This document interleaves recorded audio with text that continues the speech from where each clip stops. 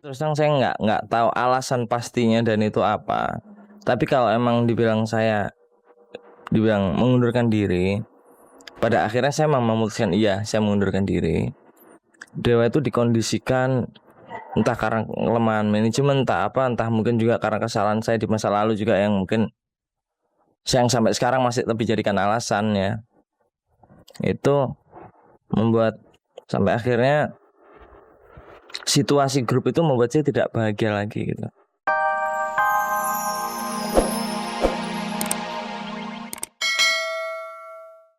Kelompok vokal AB3 tengah siap-siap menghadapi kekurangan satu personel. Dalam waktu dekat ini, Nola akan menjalani cuti melahirkan. Akan vakumkah mereka dari dunia tarik suara? Dalam waktu dekat, kelompok vokal AB3 bakal sedikit bermasalah. Nola, salah seorang personilnya, sedang hamil 8 bulan.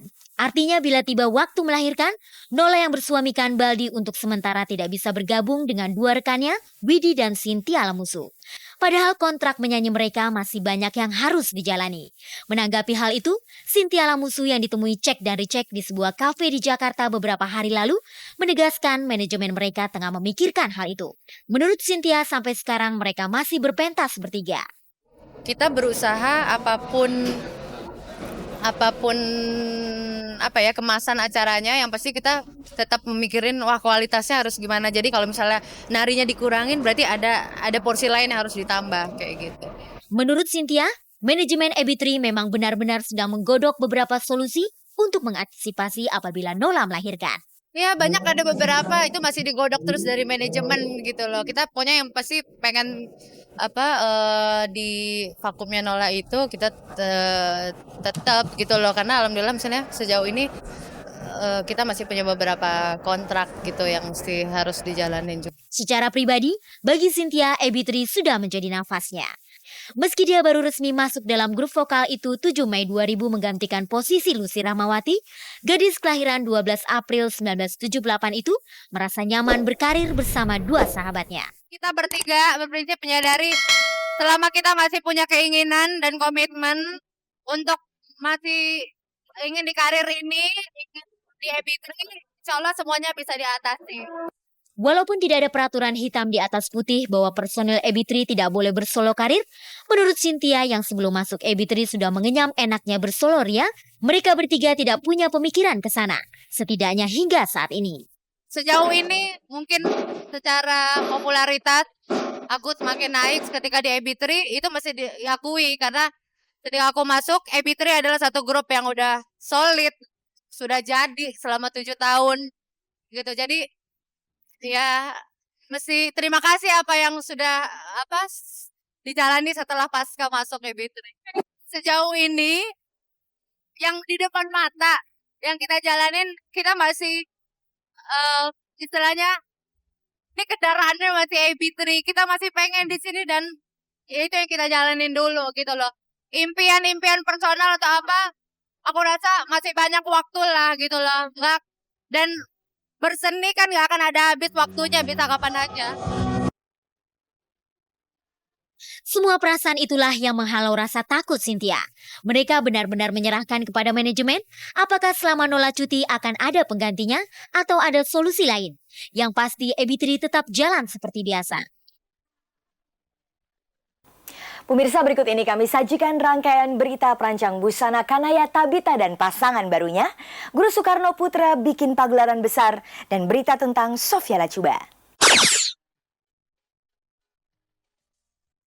Kanaya Tabita rupanya tidak tahan hidup terlalu lama sebagai single parent. Perancang busana terkenal itu Rabu malam datang ke sebuah acara peragaan busana di Jakarta bersama gandengannya seorang lelaki berkewarganegaraan Amerika. Lelaki 37 tahun bernama Edward Yusuf itu bekerja di sebuah perusahaan kimia yang pabriknya berada di Indonesia. Kanaya yang saat ini memiliki seorang anak mengaku berkenalan dengan Edward dalam acara ulang tahun salah seorang temannya tahun lalu. Sejak itulah keduanya menjadi lebih dekat. Menurut Kanaya, Edward sangat memahami siapa dirinya. Edward tahu jika Kanaya sudah punya seorang anak. She is cute and baik and single.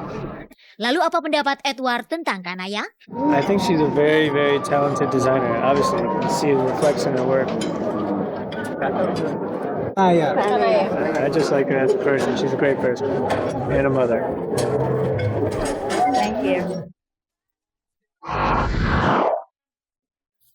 Perut yang terus membesar dan kerap mual ternyata tidak menghalangi Sofia Lajuba untuk menjalani pekerjaan barunya. Ditemani oleh suaminya Michael Villarreal Rabu siang 25 Mei 2005 lalu, Sofia datang ke Pengadilan Negeri Jakarta Pusat untuk membantu majikannya, pengacara Hotman Paris Hutapea. Sofia memang dipekerjakan oleh Hotman Paris sebagai asisten. Sofia yang datang terlambat karena terlebih dahulu harus melakukan pemeriksaan di rumah sakit, mengaku cukup puas karena klien bosnya dimenangkan oleh pengadilan. Tentang kehamilan yang sudah berusia 5,5 bulan, Sofia merasa lebih berat dari yang pertama. Namun demikian ia tetap berusaha menjaga kebugaran tubuhnya. Ikut pilates aja, pilates. Tapi itu bukan untuk bukan untuk kelahiran, untuk menjaga kebugaran.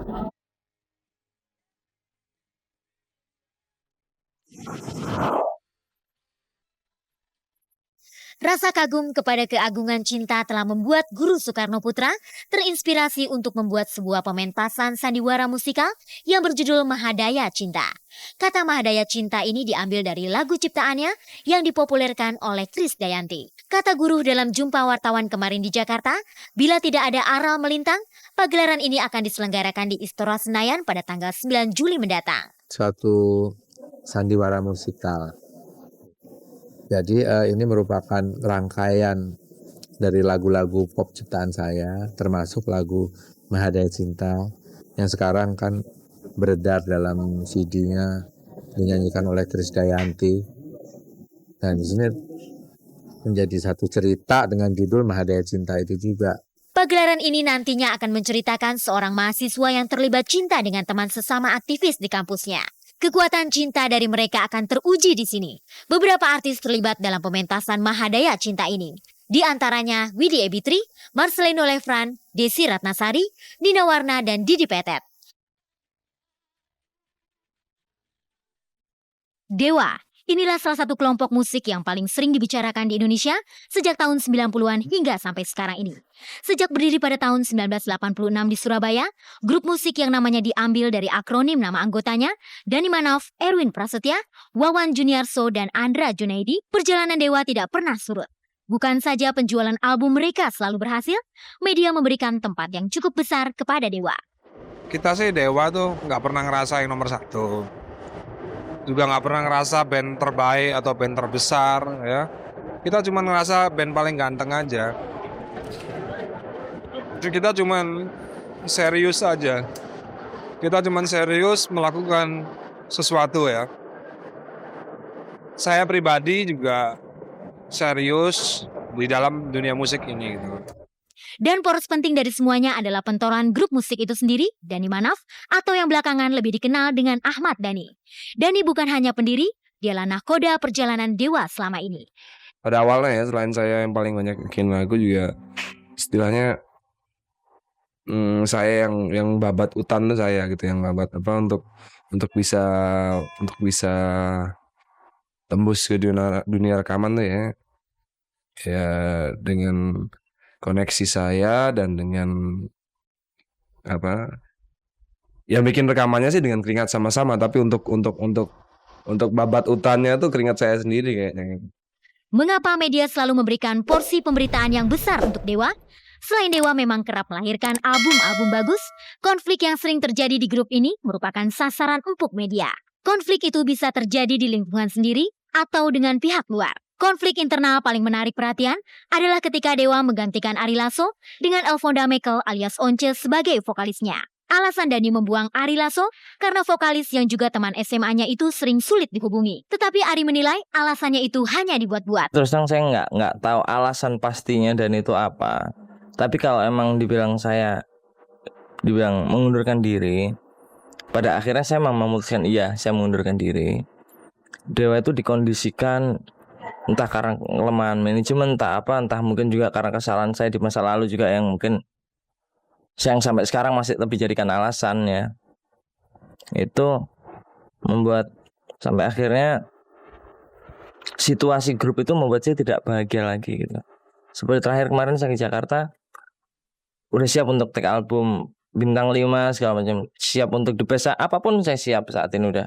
Tapi ternyata ini menurut pihak recording company ya, itu nggak bisa karena ternyata album itu udah diisi sama Once 6 lagu. Nah, berarti kan selama ini sebenarnya Dewa udah bekerja kan dengan Once selama kepastian bahwa saya keluar atau enggak itu belum ada gitu. 1 tahun 98 tuh buat saya kondisi grup itu benar-benar membuat saya itu kondisi saya benar-benar hancur gitu. Ari Lasso bukan satu-satunya anggota Dewa yang keluar, atau lebih tepatnya dikeluarkan oleh Dhani. Pemain drum Dewa sempat berganti beberapa kali. Begitu juga basisnya Erwin Prasetya. Dikeluarkannya Ari Lasso dan Erwin, kabarnya karena keduanya diketahui mengkonsumsi narkoba. Hal yang tidak disukai oleh Dhani, walau Dhani tidak mau membicarakannya secara terbuka.